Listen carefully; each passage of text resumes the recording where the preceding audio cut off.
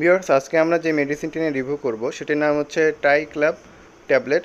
মেডিসিনটি নিয়ে বিস্তারিত আলোচনা করব, এর ব্যবহার, পার্শ্ব প্রতিক্রিয়া, সতর্কতা, এছাড়া এই ওষুধটি কারা খেতে পারবেন, কারা খেতে পারবেন না, এটি গর্ভাবস্থা এবং স্তনদানকালে সেবন করা যাবে কি না, এবং এটির বাজার মূল্য সহ বিস্তারিত আলোচনা করা হবে আজকের এই ভিডিওটিতে। তবে তার আগে একটি কথা, আপনারা যারা আমার চ্যানেলে এখনও নতুন, যারা এখনও আমার চ্যানেলটিকে সাবস্ক্রাইব করেননি, দয়া করে আমার চ্যানেলটিকে এখনই সাবস্ক্রাইব করে আমাদের সাথেই থাকুন।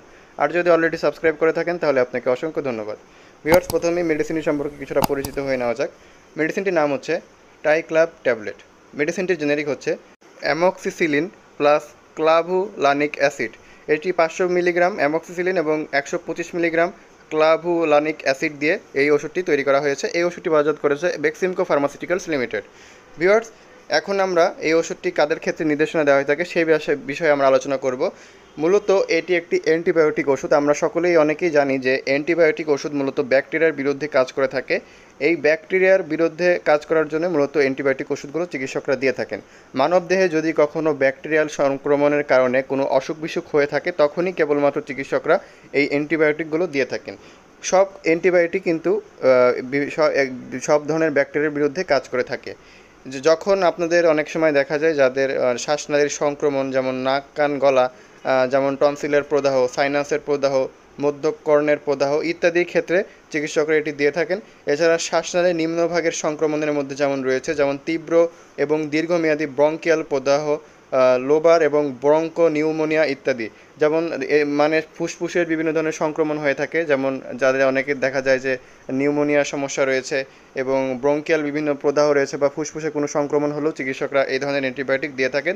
এছাড়া যদি কারো ক্ষেত্রে মূত্রনালীর সংক্রমণ হয়ে থাকে বা প্রস্রাবে জ্বালাপোড়া যেমন মূত্রনালীর সংক্রমণের কারণে হয়ে থাকে, তো এই সকল সংক্রমণের ক্ষেত্রেও চিকিৎসকরা দিয়ে থাকেন। এবং যৌননালীর বিভিন্ন সংক্রমণ হয়ে থাকে, ব্যাকটেরিয়ার কারণে যদি যৌনবাহিত কোনো সমস্যা হয়ে থাকে তখনও চিকিৎসকরা এই অ্যান্টিবায়োটিকগুলো দিয়ে থাকে। এছাড়া আমাদের দেহের যেমন চর্মরোগ, বিভিন্ন ধরনের চর্মরোগও কিন্তু ব্যাকটেরিয়ার কারণে হতে পারে।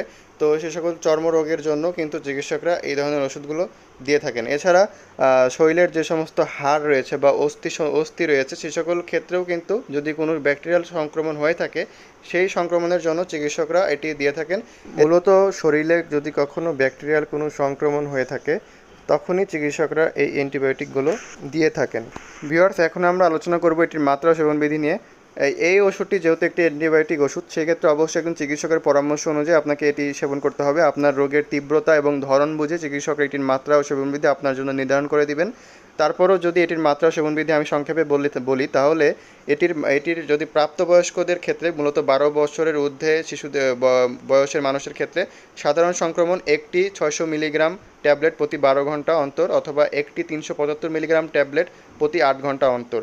এছাড়া তীব্র সংক্রমণ ও শ্বাসনালী সংক্রমণের জন্য একটি 1 গ্রাম ট্যাবলেট প্রতি 12 ঘন্টা অন্তর অথবা একটি 625 মিলিগ্রাম ট্যাবলেট প্রতি 8 ঘন্টা অন্তর অন্তর আপনি চিকিৎসকের পরামর্শ অনুযায়ী সেবন করবেন। তাহলে সেক্ষেত্রে বুঝতেই পারছেন যে এটি মূলত যদি আপনার সংক্রমণ যদি মধ্যম পর্যায়ে থাকে বা হালকা থাকে, সাধারণ সংক্রমণ থাকে, সেক্ষেত্রে আপনি একটি 625 মিলিগ্রামের ট্যাবলেট প্রতি 12 ঘন্টা অন্তর অন্তর অথবা সকালে একটি এবং রাতে একটি আপনি এই ওষুধটি আপনি সেবন করতে পারেন। এছাড়া যাদের তীব্র সংক্রমণ আছে সেই ক্ষেত্রে এই ওষুধটি আপনাকে 3 বেলা বা সকাল, দুপুর, রাতে 3 বেলা আপনাকে এটি খেতে হবে। আর এই ওষুধটির পার্শ্ব প্রতিক্রিয়া আছে কিনা সেটি নিয়ে আমরা আলোচনা করব। এই ওষুধটির পার্শ্ব প্রতিক্রিয়ার মধ্যে সাধারণত যে সকল পার্শ্ব প্রতিক্রিয়া দেখা যায় তার মধ্যে হতে উল্লেখযোগ্য যে এটি খেলে আপনার কিছু কিছু ক্ষেত্রে ডায়রিয়া হতে পারে।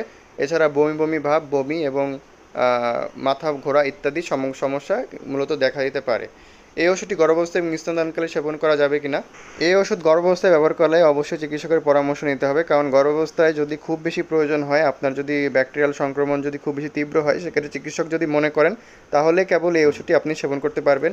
এছাড়া মাতৃদুগ্ধে এই ওষুধটি অ্যামক্সিসিলিন ওষুধটি পাওয়া যায়, তাই ক্ষেত্রে মাতৃদুগ্ধ দানকালীন মায়েদেরও এই ওষুধ ব্যবহারে সতর্কতা অবলম্বন করতে হবে বা চিকিৎসকের পরামর্শ অনুযায়ী মাতৃদুগ্ধ দান করতে হবে।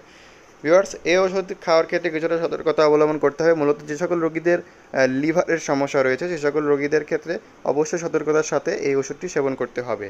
ভিউয়ার্স, সবশেষে আমরা এই ওষুধটির বাজার মূল্য জানিয়ে দেব। এই ওষুধটির প্রতি ইউনিট বাজার মূল্য হচ্ছে 32 টাকা। তো ভিউয়ার্স, এই ছিল এই ওষুধটি সম্পর্কে বিস্তারিত। আশা করি এই রিভিউটির মাধ্যমে আপনারা অনেক কিছু জানতে পেরেছেন। যদি ভিডিওটি ভালো লেগে থাকে তাহলে অবশ্যই আমাদের চ্যানেলটিকে সাবস্ক্রাইব করে আমাদের সাথেই থাকবেন। ধন্যবাদ।